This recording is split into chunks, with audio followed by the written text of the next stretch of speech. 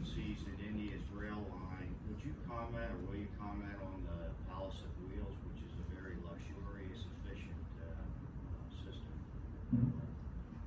And I had a follow-up. You made a comment about soft money, or soft money. Is that soft back? What's the soft money? Basically, a hard? Oh, okay, that's a good question. Yeah, I'll answer that first. Is that through SoftBank or? Yeah, but it's interesting actually because it does touch on the role of these international development agencies working both in India and in China, and actually in a number of these countries, right? So these development agencies will typically offer a loan at a concessionary rate. That is, loans that are not at market interest rates, but much lower and over a much longer period of time. And the idea here is that they will eventually be paid back. I mean, that is part of the model of these development institutions, but that this provides some space for making these higher risk, longer term investments that countries, that state governments might not otherwise make. Yep. And then the Palace of Wheels, are you familiar with that? I'll get back to you on that. I have to think about that one. That's a related Yes, please. question. So how, in terms of the soft loan extenders, how much attention is paid to the organizational structure of your bureaucratic structure, Nodal versus Diffuse? Is that taken into account and sort of evaluated? Oh, yeah, okay. Yeah, that's interesting. Prospects, or did you see that in the documentation? Yeah, that's really interesting. I don't know if it is. Yeah. So, yeah, I guess the short answer is I haven't seen it as much. What is interesting is that there's definitely a lot more talk about so-called state state capabilities. That's the term that's used in the development world. Building state capabilities. A lot of that. Right. That's one of the buzz terms now, and it can mean many different things to many different people. And in some ways, it has become one of these terms that is sort of plugged into every World Bank report. But the thinking, I think, is in the right direction, which is that you want to try to not reform, but at least try to influence some of the deeper institutional structures, maybe, rather than merely offering technical advice or providing sort of immediate financial assistance. Yeah. So. Yeah. Mm-hmm. Just a quick follow-up then. In terms of return on capital, social benefits, and maybe the discount rate is 10%. Or something like that. Did you see that kind of? In terms of the China high-speed initiative, was there that kind of mindset and evaluation, or was it more kind of, more diffuse, broader, more diffuse social goals? So, thinking about the 800 billion in debt, and so naturally I want to think about okay, what's the return on capital? But I guess you can broaden out your thinking. It's not just passenger revenue, additional benefits. So, was there any attempt to kind of make those calculations, typical project evaluation calculations that you saw? Yeah, no, I'm really glad you asked this question because this is really important. So the short answer is, from my understanding, there is very little of this sort of return assessment. That the Chinese government more generally views these sorts of projects as fulfilling a number of functions beyond getting people from A to B faster, including increasing, of course, the prestige and perceived legitimacy of the party, as well as increasing the profile of China in the world, and of sort of showing that the government is doing something on behalf of its citizens. So, in particular, though, outside analysts, including some people who I've spoken with and worked with, who used to actually be with part of the Ministry of Railways, they are much more pessimistic on a project by project basis. So the numbers may have changed too since I last checked, but almost none of these projects so far, and it's still early days, but almost none of these projects, except for I believe 6, have a positive operational return. And there's questions about longer term Whether also there's a whole debate about again economic spillovers as well, and about whether in terms of passenger revenue, you may not see the direct economic return, but spillover, right, connectivity, right, but from capital, exactly, but from my understanding, those are quite secondary relative to executing this project. So yeah, I actually try to avoid myself any kind of judgment. I'll leave that to other people who want to come. I mean, you can all come up with your own assumptions about and make it work or make it not work. So, but thank you. Yep. Yep. I think that last point's interesting because if memory serves, it was fights over the nationalization of one of the railway bonds that brought about the end of the Qing dynasty. But having said what you just said, do they look like they're going to be able to service their debt? So I'll point to another case that might be indicative. Japan has almost the same problem, maybe not on the same scale, but a similar set of problems where many of the Shinkansen lines really never paid back on their initial investment. Some of them have. So again, if you look at the Beijing-Shanghai line, that has definitely paid back several fold. Some of the main sort of trunk lines within Japan, same story. And Japan has also increased the ticket prices substantially since they first began. China's ticket prices are actually, again, and it's not exactly clear to me how these prices are determined. It definitely is not sort of market-driven, however you want to interpret that. But so far they're actually kind of low, especially for these lines that are extremely busy. And that if you were an economist stepping in, you might think, well, here's a classic case where the price, there's clear price elasticity. We could do a lot more. We could actually generate greater overall revenues. But again, I think that this seems to be somewhat secondary, at this point at least. I think they're thinking about this problem though. Yeah. Leaving aside the return on investment and the financial viability, I guess in China, ultimately maybe everything's financially viable because it's subsidized. But leaving aside that, you made a cryptic comment early on in your talk about how migrants say that these lines have changed their lives, which I suppose, and then your last comment says that the prices are quite low. So I gather that these are prices that construction worker migrants can afford. And first, is that true? And second, could you comment a little bit about the social benefit to passengers, especially low income passengers, or other than the kind of people who are substituting the train to Shanghai for an airplane to Shanghai? Yeah, no, this set of questions is fantastic. I think they all go together too, because again, this is sort of a social return for whom? Is it just for your average passenger, or does this skew quite heavily towards the kinds of business people, urban professionals who might be able to afford these pricier options? And actually, interestingly enough, these issues were all debated quite extensively leading up to, and still today, leading up to the launch of this high-speed rail program, because a number of people, and again, I mentioned some of these folks I mentioned, I worked with in Beijing, who were previously part of the Ministry of Railways.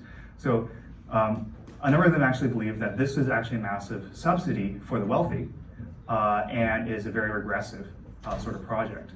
That essentially, this is not a public infrastructure project, that actually what you're doing is you're channeling public resources to benefit a very small minority of people, ultimately these wealthier passengers.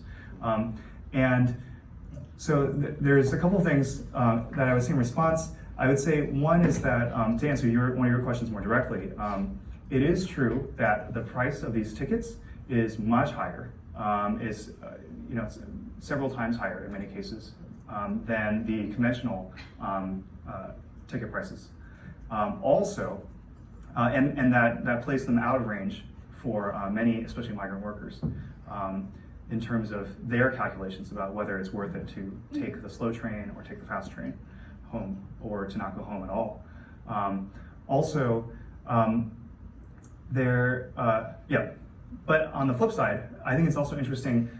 I also came into this thinking that this was a mostly regressive project, that it may be an infrastructure project, but that it ultimately benefits a very small group. But I was surprised to hear in a number of cases that the decision is not just whether to take the fast train or the slow train. I just mentioned that there also is a decision about whether to go home at all. And it was interesting to hear that there is actually a not insignificant portion of the population, including a number of these migrant workers that I've been talking about, who in the past, they wouldn't have been able to take time off and take the slow train, which literally can take days. It can take 2 or 3 days. And that, on top of that, so for them, in some cases, the calculation was I would rather not take a train home at all than take the slow train. But then if I can spend still a substantial chunk of my paycheck, but get home in a day, and at this point, I think most of these journeys are essentially within a day frame, then it may be worth it to take that. So, I haven't, only a sort of a representative survey would really be able to address these issues more definitively, but it did change a little bit my initial sort of assumptions about who this project is for. That being said, there's also a big debate about whether we should invest we should invest in high-speed trains, which certainly make the state look good, or we should invest in just increasing slightly the speed of the conventional track, which would give you a bigger bang for your buck in terms of social return.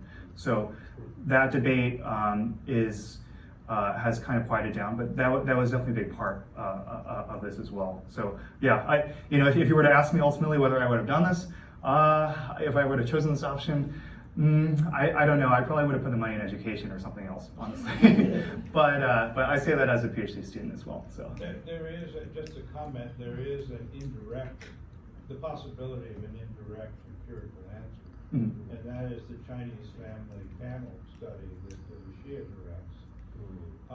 Has, as I recall correctly, has data on how often you go home. And you could compare the frequency of going home for migrant workers before and after high-speed trains come in. Now, there's, as of yet, no information about whether they're taking the high-speed train. That could be added in a future wave of the survey, but at least you have the before-after comparison. So there's a possibility of studying that. Yeah, I think that's great. If that could be added to the survey, that would be really wonderful. Yes? Yeah, I'm interested in one of the questions you raised at the end, which is where did such structures come from? And I've been reminded by the global comparison between India and China of a book that was written some years ago by a fellow named Marcia called The Rise and Decline of Nations, which attributed the tremendous economic growth post-World War II of Japan and Germany to the fact that their infrastructure was essentially destroyed during the war. And I wonder whether that argument applies at all to the comparison between India and China. Because India was left, as you said, with the residue of British colonial rule, and China went through one kind of huge, what should I say, destruction, if you will, after another, before the major economic changes began. Yeah, I think that's a fantastic point. Yeah, I do think that so it operates at a number of different levels, because it operates both on the level of the sheer physical infrastructure, say in India, that was left over, creates is not just a boon to future generations. It actually may present an obstacle in terms of new rail projects, for example. And then there's sort of the institutional side of this, right? The organizational side, which is you have these colonial legacies of certain forms of bureaucracy and certain forms of politics that are held over, and those may be even more difficult to change than the physical. So the point is very well taken. One brief thing that I would say in response is, though, in the Chinese case, I agree that sort of China since through all of the 20th century, basically, went through such a series of massive changes. What is interesting to me, I'm sorry? Upheavals is the word I was looking for. Yeah, and that would be an understatement. But what's interesting to me is that the sort of sclerotic nature of the sort of Mao era bureaucratic apparatus, it was amazing that that could be changed, and then that could be changed from the inside. So to me, that almost represents a harder case. So my argument might even apply a fortiori for the Chinese case versus the Indian case, because even though India had this difficult colonial legacy that it had to deal with and shift from this sort of status quo, China likewise had perhaps an even more rigid structure from which it was able to somehow make quite radical changes. Right, that's where the analogy goes in, I believe. Yeah. But Thank it you. was the Mao's period, probably for the Soviet model, was, after all, what was the term you used? Sort of a command economy. Yeah. Yeah. Yeah. Oh, diffuse, yeah. Not diffuse. Oh, no. No, it wasn't. What? Matrix? What? Matrix. No, what was it? Nodal. Yeah, it was a nodal system during the Mao period. So I don't know that there was a major need for major change. The objective of the organization is different for political struggle instead of modernization. I would like to mention 3 points, some related to earlier point. I think a local government's debt in total is much bigger than railroad debt. So you're running like 10 times or maybe 20 times. It's much bigger in the scale. And those local governments don't want to pay it back. So you mean like the they expect- LGFV debt? The local every government city. vehicles. Every city, municipality owes a lot of debt, every city, huge amounts. So there are about, I don't know how many cities, 500 cities, all of them owe just a lot of billings, every city. So it's a much bigger scale, and they don't want to pay back. 2 more points. One is instead of Soviet model, actually, you know what I think about this. I think Chinese empire had a very sophisticated bureaucracy. They were able to build a large project from the Great Wall to Dujiangyan to Great Canal. They were just good at this organizationally. I think there was no parallel in Western Europe. After the Roman Empire, there was no organization. I think Chinese empire was always well organized in building infrastructure, large, extreme. Even the Forbidden Palace, even Qin Huang's palace was enormous. 400,000 workers were working on the site at the same time. So I think the organizational skill was kind of improved, acquired over time throughout Chinese history. That's partly due to bureaucracy and also Confucianism. The third point is you didn't mention, I would like to mention though, is human resources. So I think by this time, this is truly China's asset. China has the best educated engineering labor force. India might be good in basic science, in lead education, but China just has a very large, educated, disciplined engineering labor force. Anyway, they can build anything. So many Indian scientists are good in terms of designs and maybe abstract thinking, mathematical type, but Chinese are always good with craftsmanship, doing things. It's just if you talk to engineers, you will find out how much better Chinese engineering labor force is. I think part of that is human capital. Just China has more skilled engineers than any other country, than India. Why couldn't India bring it back now? And just as a follow-up, the gentlemen have indicated, clearly it's not a ticketing issue, return on capital. Is this not about enclosing, about image? That, hey, look at us, US, Russia, we're more advanced than you in at least one area, transportation. Is that what it's all about?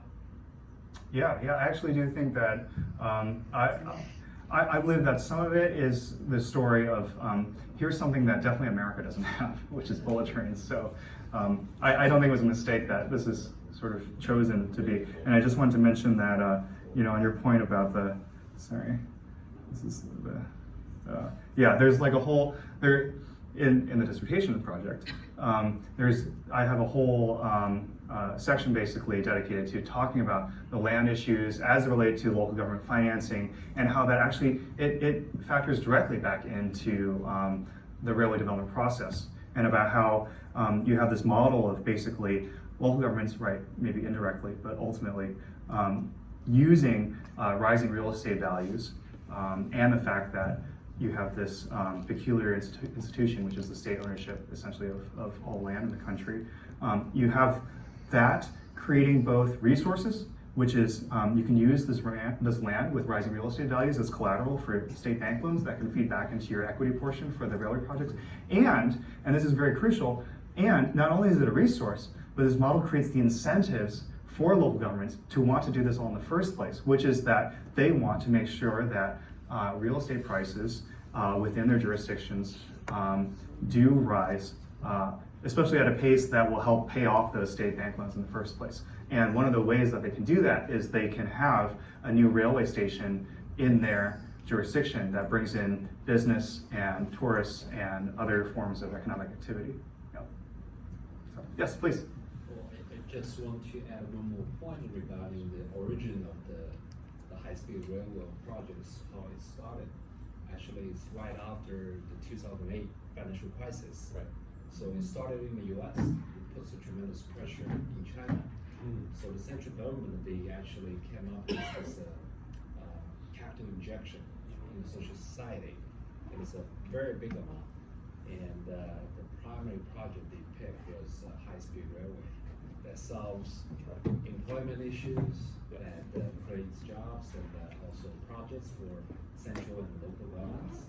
That's one of the capital resource for the project. Yeah, this is a crucial point because from some of the numbers I've seen, about a quarter of that fiscal stimulus package was allocated directly for high-speed rail projects, which is an incredible amount of financial resources.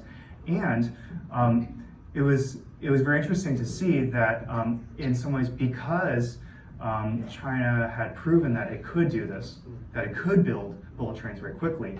Because of that, here is a place where we're gonna pour this money into so-called shovel-ready projects. Exactly, and these were very shovel-ready.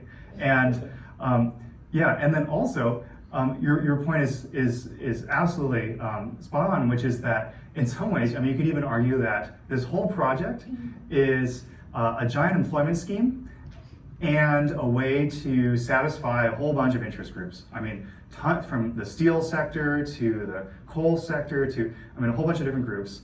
And it was a way to quickly sort of inject a fiscal stimulus into the economy. And it also happens that some trains were built along the way and people could ride them. Yeah. Yeah. Thank you. I'm wondering what you see as the prospects for Sino-Indian cooperation, especially on bureaucratic reform and in construction.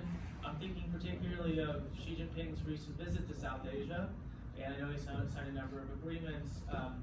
With India, I'm not really quite sure what the deal is, but with Nepal, he signed a trans-Himalayan railway line contract, which should be in process in the next few years. So I'm wondering what your thoughts are on that. And what were the Indian engineers and bureaucrats' response to your talk about organization? Oh yeah. Yeah. Great. Well, I'll start with the answer to that last question, because a lot of the stuff that I showed you, a lot of these issues and problems that within the Indian railways are things that are widely known throughout the entire Indian railways. I mean, a lot of this is really not news.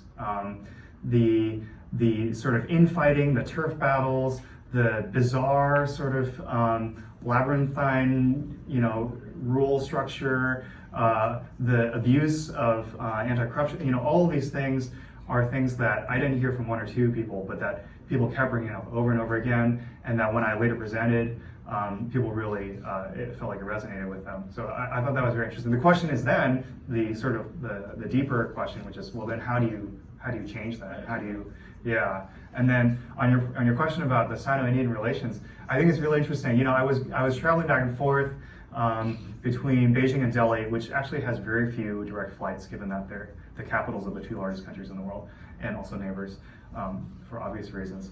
And I was traveling back and forth, sometimes through Seoul, because it would just be cheaper and more reliable. And then I was actually doing this during the Doklam dispute. So for those who are not familiar, there's a dispute over some territory in the Himalayas, and there was even some relatively tame but ultimately problematic confrontations between the Indian Army and the Chinese PLA.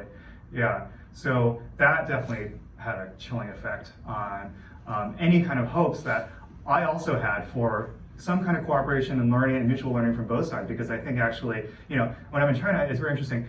You know, at a lot of these academic conferences that I go to, people are so concerned about learning from the U.S. It's always about the U.S. It's all about the U.S. You know, how can we copy, you know, the Federal Reserve System? How can we copy the American legal system? And in some ways that makes sense. But I always think, well, a lot of these issues are really not so relevant. You know, the size of some of these Chinese cities is like, you really can't learn anything from even New York or Washington's sort of urban planning or something like that. So you might want to look to places like India and vice versa, because you do share in common a number of these issues that other countries don't have. On top of that, you do have very fast economic growth. So it's just very interesting that it's just too bad in some ways. I just feel it's sort of disheartening to see that these two countries that could benefit so much from learning from each other have this sort of age-old dispute. But we'll see. I mean, the alliances can change quickly. You know, especially with this Belt and Road thing going on. Just curious about it. Oh, sorry. Oh, maybe actually, sorry. I'll just. You were waiting. In your model, you don't have maintenance. Mhm. And I wonder how that plays out. And also for something you didn't consider, which is the Belt Road thing. When they're building abroad with these very efficient teams, what happens when they leave? Yeah, that's a really great question. Actually, I had a really interesting conversation with a guy who worked at Siemens, who deals with maintenance issues. And he was really, I mean, I wanted to ask him about all sorts of other things, but he was really harping about what he viewed as the coming sort of maintenance bomb that was going to happen in the Chinese railway system. Because interestingly enough, according to him, and actually this has been corroborated too by some of the by some Chinese outlets that have done interesting reporting on this. For him, a lot of the maintenance issues are sort of not really taken care of properly, at least internally. So if there's really a problem with a train, the way that Chinese Railways deals with it is often to just switch out the train entirely and then deal with the maintenance later. On top of that, who deals with that maintenance later? Until, and again, some of this might be a little bit dated, but according, and also this is Siemens' sort of viewpoint, but in that conversation, he was saying that a lot of the maintenance actually gets sent all the way back to the original manufacturer, like Siemens or Alstom, because of a risk issue, which is a risk and liability issue, which is if I'm a Chinese railway official and I got tasked with fixing, it's one thing to build a train, to fix a train, and then something happens to that, I'm on the hook for whatever happens, regardless of whether it was really, I don't know how the credit or blame will be assigned, but if I can send it back to the original manufacturer, then at least they can sort of be on the hook for whatever happens. So there's a whole set of issues, and then because of that, maintenance costs have just exploded. So that is a big issue, and that feeds right into very, very fast-growing operating costs on top of the rapidly growing debt, both principal and servicing costs. Yeah. I was just going to ask about, are there other Delhi metros in the future of India where, maybe the Nodal model is more embraced given the success, and is that your sense? I would like to hope so. Yeah. Yeah. It seems like a pretty compelling case study for that. Or has it been applied elsewhere in India with less success? So I do think, and it's hard to study this it's hard to get sort of the data for this, but I do think the power of even a single example can really be quite something. So the very fact that the Delhi Metro happened and that it was such a huge success,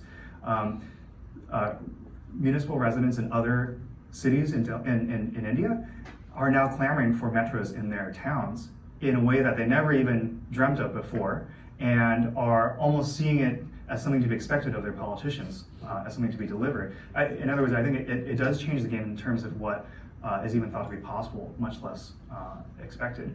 And I was following very carefully the high-speed rail project in India, which is their first. I had mentioned from Delhi to Ahmedabad, and again, it's also interesting because that is they formed a special purpose vehicle for that.